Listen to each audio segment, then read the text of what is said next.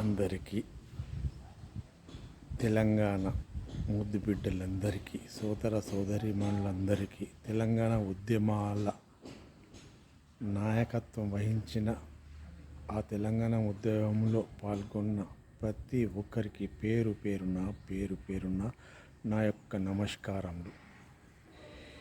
ఒకప్పటి 16 నాళ్ళ తెలంగాణ పాలు పంచుకొని మహారాష్ట్రకు ఇంత, కర్ణాటక ఇంత పోయి 9 జిల్లాల తెలంగాణగా ఏర్పడి 9 జిల్లాల అన్లోక రాజకీయ నాయకుంది రంగారెడ్డి జిల్లాని ఏర్పడేసి 10 జిల్లాల తెలంగాణను పురస్కరించుకొని ఆంధ్రలో అడుగుపెట్టి అందరినీ నమ్మించి మనను ఇంతవరకు ముంచి తెలంగాణ యాసను, తెలంగాణ భాషను, తెలంగాణ నీళ్లను, తెలంగాణ ఉద్యోగులను తెలంగాణనే దోసుకున్నందుకు ఉద్యమం చేస్తే మొదటి ఉద్యమంలో 369 మంది చనిపోతే ఆ భయంకు మరుగున పడ్డ మలిదశ ఉద్యమంలో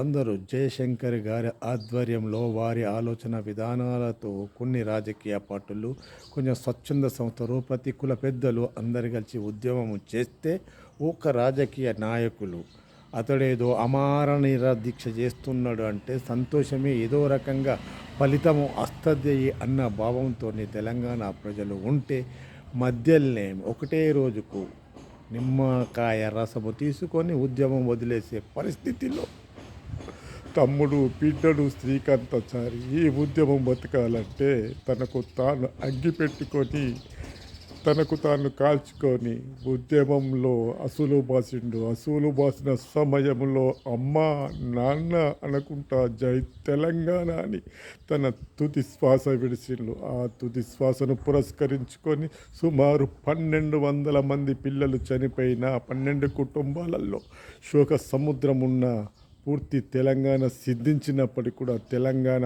కోరిక మాత్రము పౌరులకు అందలేదు. ఉద్యోగ సమస్య పోలేదు, అభివృద్ధిలో అంతగానం రాలేదు. పార్టీలు 2 ఏళ్ళుతున్నప్పటికీ కూడా వీళ్ళ రోజు రాజకీయ పబ్బం గడపడానికి కొన్ని పథకాలు మాత్రమే పెట్టడం జరుగుతున్నది, కానీ నిరుద్యోగ సమస్య తీర్చడానికి ప్రయత్నం చేస్తలేరు. టంకశాల ఖాళీ చేస్తున్నారు, కానీ టంకశాలలో డబ్బులు ఉండే విధంగా ఎలాంటి కార్యక్రమాలు చేస్తలేరు. నీతి నిజాయితీగా విద్య వైద్యము ఇవ్వాలి తప్ప ఉచితాలు అనవసరంగా పెట్టి పాళ్ళు పెట్టుకునే విధంగా చేయొద్దు. అవసరం ఉన్న వాటికి ఉచితాలు ఇవ్వండి, అనవసరంగా అడిగని ఉచితాలు ఇచ్చి ఇవాళ తెలంగాణ గడ్డ మీద తెలంగాణ టంకశాల ఖాళీ అయిపోయింది.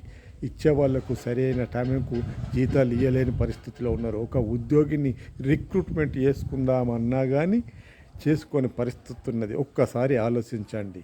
విద్య వైద్యము తప్ప అనవసరమైన ఉచితాలు అరికట్టండి.